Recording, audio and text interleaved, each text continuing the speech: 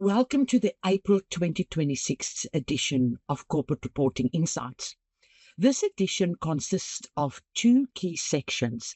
First of all, we provide an update on IFRS Accounting Standards developments. And secondly, we look at sustainability and sustainability reporting developments.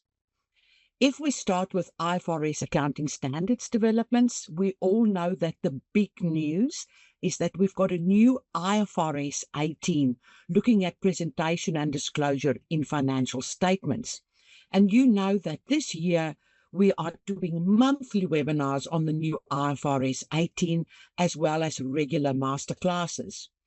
In this edition, we continue with IFRS 18 and we include two articles. In the first one, diving deeper into IFRS 18, implementation without a specified main business activity.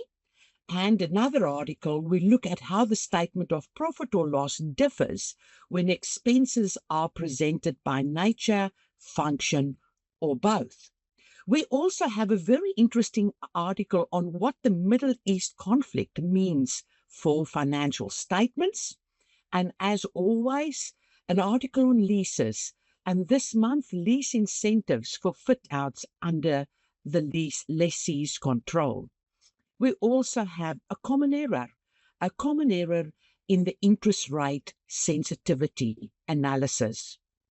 In the second section, where we look at sustainability, obviously the big news, the new AASB 2 climate-related disclosures, and many entities with the 31 December 2025 year end have already published their first mandatory sustainability report.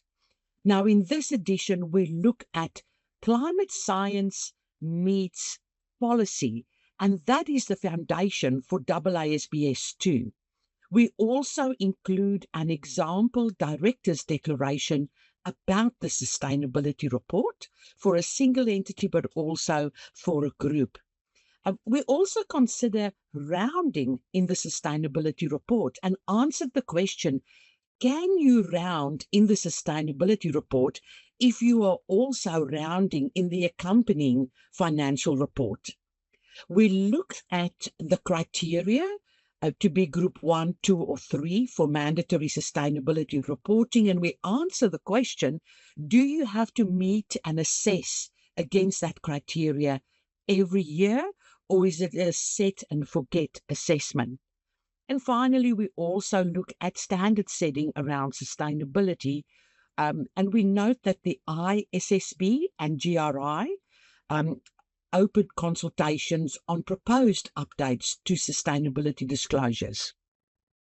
Finally, we also provide an update on some Australian and New Zealand developments of a legislative nature. So first of all, there's a new rounding legislative instrument for 30 June 2026 financial instrument statements in Australia. So we want to update that reference and alert you to that. And then in New Zealand, there's been changes to the definition of large of for-profit reporting entities. And we again consider what does that mean for Australian businesses. We hope you enjoy this edition of Corporate Reporting Insights.